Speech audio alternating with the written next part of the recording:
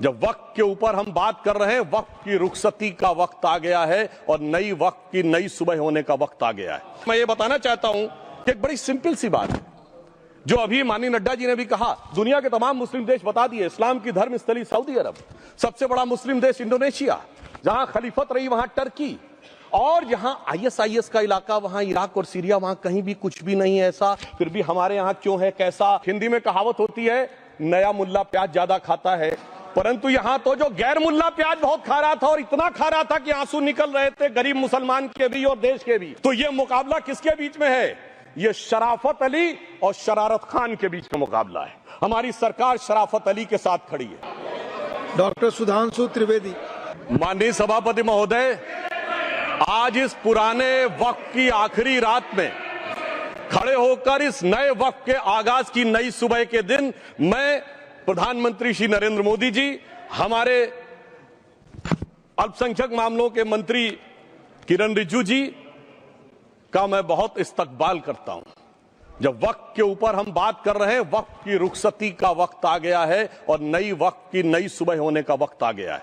अगर हमें इस पे बात करनी है तो मुझे चार दृष्टि से बात करनी पड़ेगी। एक, इस बिल के तकनीकी प्रावधान जिसपे बहुत सारे लोग बहुत कुछ बोल चुके हैं।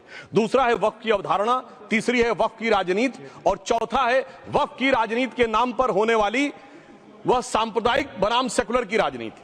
सबसे पहले हमारे नेता सदन माननीय नड्डा जी ने बताया कि किस विस्तार के साथ इस वक्त कमेटी ने काम किया, किस शिद्दत के साथ हमारी सरकार ने काम किया, और चाहे वक्त कमेटी के जेपीसी के चेयरमैन हमारे उस सदन के सदस्य जगदम्बिका पाल जी रहे हों, हमारे मंत्री जी रहे हों, सबने जिस शिद्दत से काम किया है, तो उनके लिए मैं माननीय प्रधानमंत्री जी अपनी सरकार की तरफ से कहना चाहता हूं कि उन्होंने एक इबादत के भाव से काम किया है।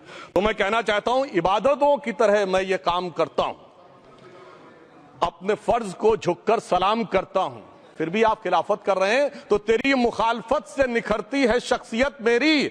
मैं सियासी दुश्मनों का भी बहुत एहतराम करता हूं। तो इस एहतराम के साथ मैं अब आगे का बयान शुरू करता हूं और मैं ये बताना चाहता हूं कि एक बड़ी सिंपल सी बात है जो अभी माननीय नड्डा जी ने भी कहा। दुनिया के तमाम मुस्लिम देश बता दिए, इस्लाम की धर्म स्थली सऊदी अरब, सबसे बड़ा मुस्लिम देश इंडोनेशिया, जहां खलीफत रही वहां टर्की, और जहां आईएसआईएस का इलाका वहां इराक और सीरिया, वहां कहीं भी कुछ भी नहीं है ऐसा। फिर भी हमारे यहां क्यों है कैसा? तो मैं कहना चाहूंगा सभापति महोदय, एक हिंदी में कहावत होती है, नया मुल्ला प्याज ज्यादा खाता है, परंतु यहां तो जो गैर मुल्ला प्याज बहुत खा रहा था और इतना खा रहा था कि आंसू निकल रहे थे गरीब मुसलमान के भी और देश के भी।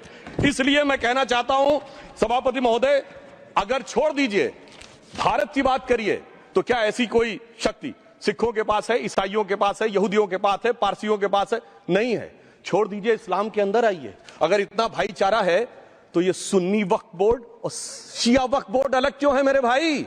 जमीन पे एक दूसरे पे एतबार नहीं है, सिर्फ सियासत के लिए साथ में आने की बात है। ये भी जरा सोचने की बात है। और जो अकलियतों में भी अकलियत है, आगा खानी है, बाकी है, जो बोहरा है, उनकी तो कोई गिनती नहीं है। हमारी सरकार ने पहली बार मुस्लिम समाज के अंदर भी ईमानदारी से सबको समान प्रतिनिधित्व देते हुए एक नई सुबह के नए वक्त का आगाज किया है। इसके लिए मैं सरकार को बधाई देना चाहता हूं। और सिर्फ ऐसा ही नहीं है, मुस्लिम समाज के अनेक लोग इस प्रकार के नियमों से बहुत प्रभावित हुए और बहुत प्रताड़ित हुए, जिसके अनेक उदाहरण बहुत लोगों ने बताए होंगे। मोहम्मडन एजुकेशन सोसाइटी कोल्हापुर का केस है, ईदगाह मैदान हुबली का केस है, जिसको सुप्रीम कोर्ट ने साफ साफ उसको हुबली धारवाड़ म्युनिसिपल कॉर्पोरेशन को वापस कर दिया। अनीसा अयाशा वर्सेस तमिलनाडु वक्फ बोर्ड का केस है, तेलंगाना स्टेट वर्सेस मोहम्मद मुजफ्फर का केस है, हिमाचल प्रदेश वक्फ बोर्ड वर्सेस ख्वाजा खलीलुल्लाह का केस है, और सभापति महोदय ताजमहल पर भी दावा कर दिया गया। अब तो मैं पूछना चाहता हूं, सुप्रीम कोर्ट ने अपने जजमेंट में कहा कि भाई शाहजहां के जमाने का लिखा फरमान लेके आइए, तब हम मानेंगे कि इस पे कोई दावा है या नहीं। आप सोचिए कि अगर ये वक्त का कानून इसी ढंग से चला होता तो क्या होता। अभी हमारे जॉन ब्रिटास जी और मनोज झा जी ने बहुत सारी बातें बोली थी। एक प्यास की बात बोली थी, उन्होंने उड़ीसा के ग्राहम स्टोन्स का जिक्र किया था, तो उसमें तो कांग्रेस की सरकार सीबीआई की इंक्वायरी नहीं कर पाई थी। मगर जब ताजमहल का उल्लेख आता है सभापति महोदय, तो एक प्यास मुझे याद आ जाती है। जब शाहजहां जेल में था और दूर से उस ताजमहल को देखता था और उसे सिर्फ एक सुराही पानी मिलता था, और उसने औरंगजेब से कहा एक सुराही पानी और भिजवा दो, तो जानते उसने मना कर दिया। तो दुखी होकर शाहजहां ने फारसी में लिखा, ए पिसर तू अजम मुसलमानी, जे पिदरे जिंदा आप तरसानी, आफरीन हिंदुआन सदबार जे देहंद पिदरावा मुर्दा देवम आप। मतलब तू कैसा मुसलमान है जो जिंदा बाप को पानी के लिए तरसा रहा है? तुझसे तो आफरीन 100 बार उन हिंदुओं को है जो पितृपक्ष में मरे हुए बाप को भी पानी देते हैं। और सभापति महोदय, मैं बताना चाहता हूं कि ये हमने ईमानदारी से मुस्लिम समाज के कल्याण के लिए बात की है, क्योंकि एक तरफ खड़ा हुआ है ईमानदार मुसलमान जो शराफत के साथ ईमान को गले से लगाए हुए हैं, और दूसरी तरफ कुछ चंद सरमाएदार हैं जो उस अमानत में खयानत करके शरारत के साथ उसके झंडा बरदार बनना चाहते हैं। तो यह मुकाबला किसके बीच में है? यह शराफत अली और शरारत खान के बीच का मुकाबला है। हमारी सरकार शराफत अली के साथ खड़ी है, हमारी गरीब मुस्लिम के साथ खड़ी है। ये गरीबों गुर्बत वाले गुर्बत अली और सरमाएदार वाले गाजी खान के बीच का इलाका है। मगर मैं कहना चाहता हूं महोदय, एक बात मैं बहुत स्पष्ट रूप से कहना चाहूंगा, इन जरूरतमंद मुसलमानों की लड़ाई के लिए मैं कह सकता हूं कि ये गरीब मुसलमानों के दिल की कसक और कट्टरपंथी वोट के ठेकेदारों के मन की ठसक के बीच में हमारी सरकार ने उस कसक का साथ दिया है, जिसके लिए मैं मानता हूं गरीब और पसमानदा मुसलमान निश्चित रूप से उनका आभारी होगा। हां, मगर जब इसकी बात आती तो भी माननीय खड़गे जी भी बोल रहे थे, माननीय संजय सिंह जी भी बोल रहे थे, मनोज झा जी भी बोल रहे थे कि साहब आपके यहां वो कितने पुजारी हैं और कितने किस वर्ग के पुजारी हैं। तो मैं उनको बताना चाहता हूं, केवल अकेले जूना अखाड़े ने पिछले साल 71 SC ST लोगों को महामंडलेश्वर बनाया। अरे आपको हमारे सदन में बैठे हुए बाल योगी उमेश नाथ जी नहीं दिखते? वैसे तो कहा जाता है जात ना पूछो साधु की, मगर मैं बताना चाहता हूं विश्व हिंदू परिषद के 50,000 से अधिक पुजारी ट्राइबल्स में जो शेड्यूल कास्ट है जो काम कर रहे हैं। मगर मैं हद अदब से पूछना चाहता हूं, बताइए मुल्ला मौलवी मुफ्ती मुकर्रम बारी हाफिज में से कितने पसमंदा हैं? उसमें कितने जुल्हा अंसारी घोसी बताइए मिरासी कितने हैं? बाकी छोड़िए, पसंदला बोर्ड में है क्या? अरे वक्फ बोर्ड में है क्या? इसीलिए मैं कहता हूं खुद मियां फजीहत दूसरों को नसीहत।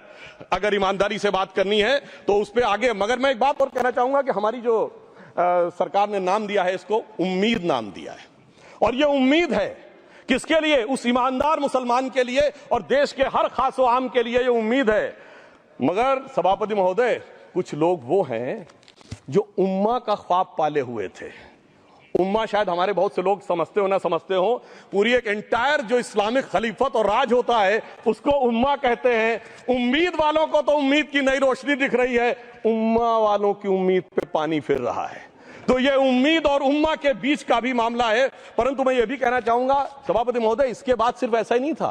प्रॉपर्टीज के ऊपर, तमाम सरकारी प्रॉपर्टीज पे, जिसमें बहुत डिटेल में हमारे साथी लोग गए, मैं डिटेल में नहीं जाना चाहता। भोपाल का विषय, हैदराबाद का विषय, मुंबई का है, लखनऊ का है, पटना का है, बहुत प्रकार से है। माननीय लालू प्रसाद यादव जी का विषय जब बताया गया था तो बहुत ज्यादा हमारे मनोज झा जी बोल रहे थे, तो अब मैं उसके डिटेल में नहीं जाना चाहता हूं। सबने वो वीडियो देखा है। बस एक लाइन में उनके लिए कहना चाहूंगा, वो कुछ भी बोल रहे हैं, जिसे कहते हैं बिगड़ी बात बने नहीं, लाख करो किनकोए, रहीमन बिगड़े दूध को मथे न माखन होए।